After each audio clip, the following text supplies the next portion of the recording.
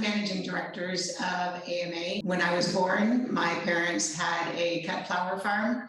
And so this is a family run business still. And I've sort of grown up partially in the business, gone away from the business for a time, and then coming back to the business about 20 plus years ago, and building this up with my husband, Rick. I'm Elise Johnson, but my last name originally was Bradt. I'm Connie's daughter and Rick's daughter. And I am the communications and marketing manager at A.M.A, and I have been for a few years now. My background is in communications and marketing, and horticulture has been in my family obviously a long time. So I really understand what it's like to be part of the next generation of horticulture, because I am one of those people.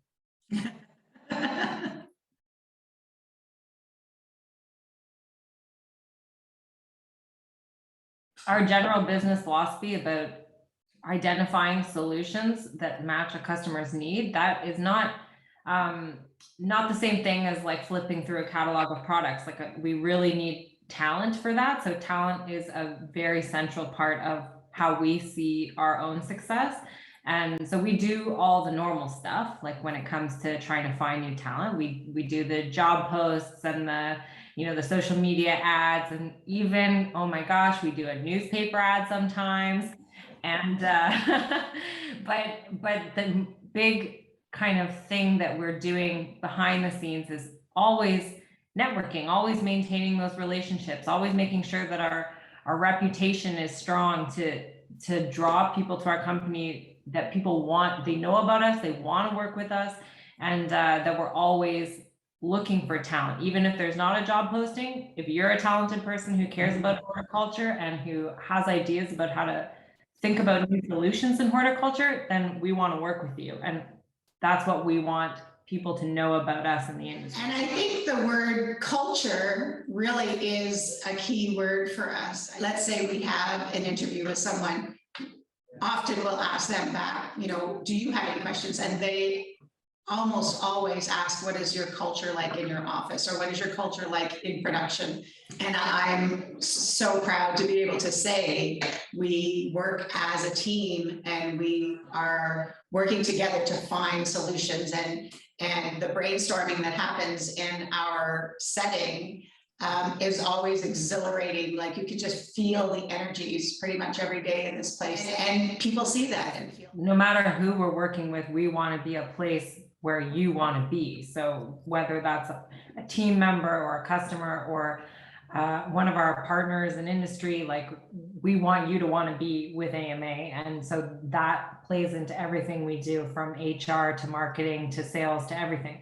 So we engage with a lot of different universities and college programs in the horticulture field to make sure that those students have heard about us. They know that we're a company that exists that's doing something a little different. And a lot of people who are going through those programs, either they think they want to be a grower, maybe they do want to be a grower, maybe they're not sure. But we want to make sure that they're aware of who A.M.A. is, so that they know, we're there for them to help come up with new ideas or to offer a new type of working in this industry if they don't want to go into that field. Let's say if there's a Canadian Greenhouse Conference or Landscape Ontario Conference or something, and it's student day, and most of the exhibitors will go, oh no, it's student day, there's going to be, and we're going, oh yeah, it's student day. We get to talk to the future of this industry and see what they're thinking and how excited they are. And so we love those days to be able to get to hear what they're thinking and where they see the future.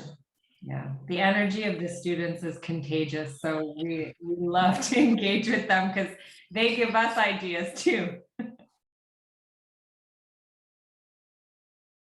I would say one thing that is pretty important to our approach is the type of soft skills that we're looking for. And especially with young people, what we see a lot is this kind of entrepreneurial drive.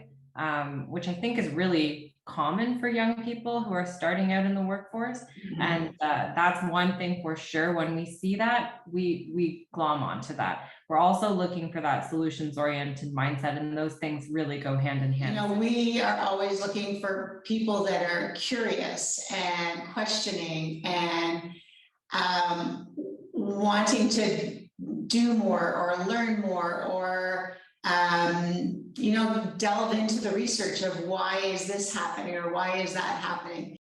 I would rather someone ask a question 10 times to be able to understand it. So not being embarrassed by not knowing the answer, but being open and willing to ask more questions all the time, always questioning. Yeah.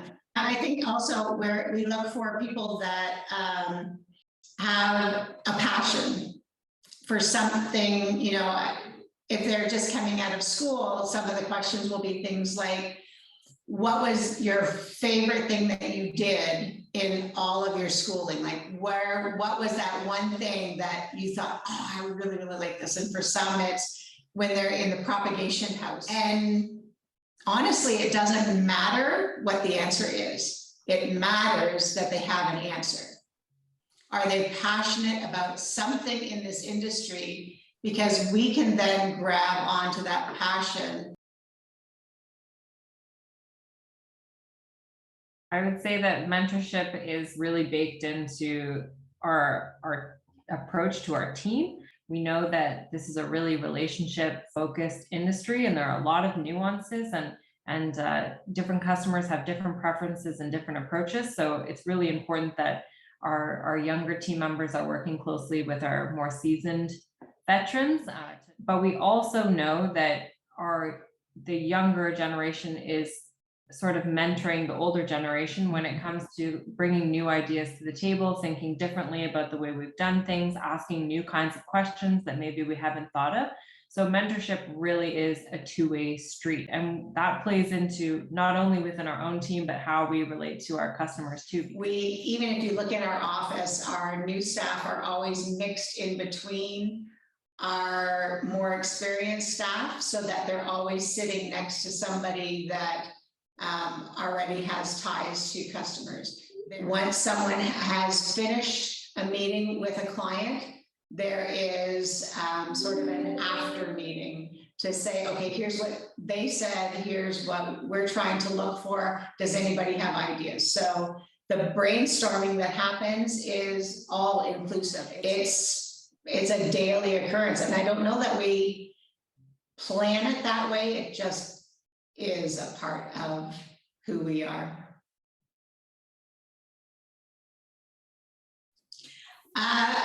For me, I'm really excited about the future of horticulture. Legacies happened in the 70s and 80s when they made plug trays instead of wooden boxes, when they figured out how to make a seeding machine so they weren't seeding by hand. But then for a long time, there was nothing. And suddenly there's all kinds of machinery and all kinds of new ways of growing and thinking about what the soil is like. And all that curiosity comes from this next generation that's coming in and saying, there must be something different. There must be a better way to do this. I completely agree. I think horticulture is primed and right on the cusp of having a real moment, as we're so exactly aligned with the interests and values and worldviews of a lot of young people right now. So with things like climate change in the air and sustainability and a need for new ways of doing things with a real interest in nature and growing things and plant parents and succulents. And as we grow, as our companies, especially in Canada, become bigger and more out there in the media and in the public eye, people see themselves having a place here, and not just as growers, but in different fields too. We're a full industry with all kinds of opportunity, and we align with this cultural moment right now.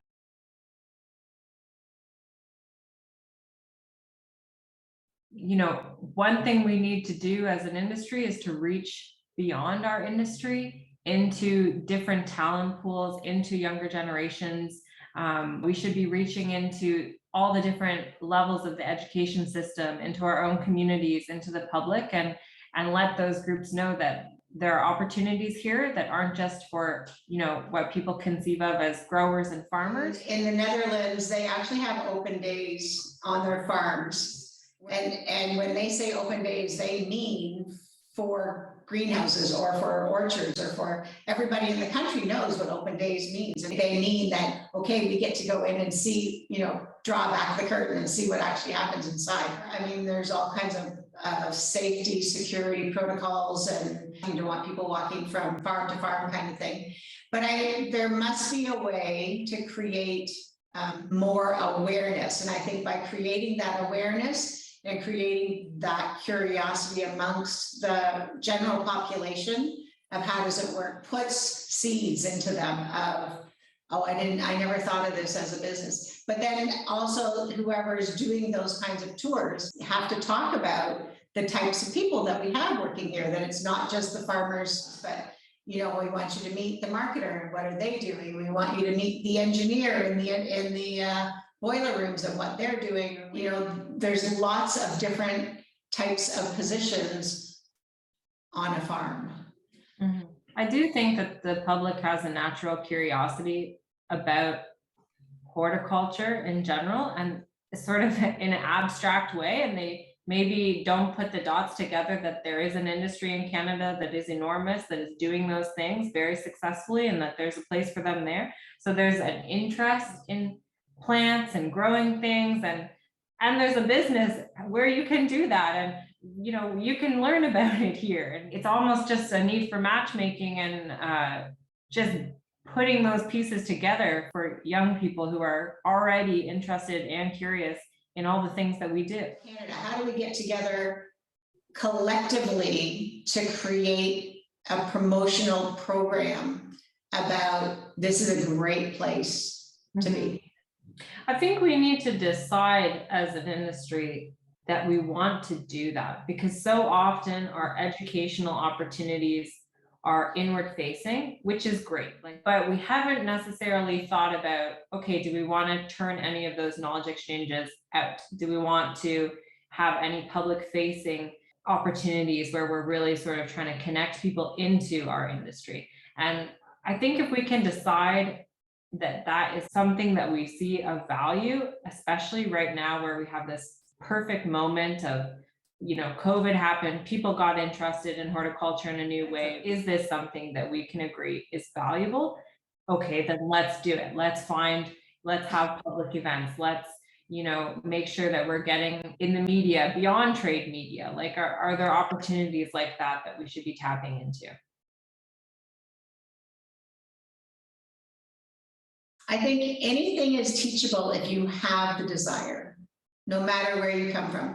If you have the desire to learn and to grow, and you have a passion for what it is, and you speak truth, anything is possible. I think when you come from a different industry into this one, you're bringing the skills that you learned from there into here. And really exciting when people decide to make that change, because it means, you know, we get a refresh of how we've done things. And I also think that if you're the kind of person who's making a career change midway, then you're the person with a lot of drive who's willing to take risks. And you are also the kind of person that we want to have in horticulture too. So anytime someone comes from somewhere else in horticulture, you know, it's a win for us.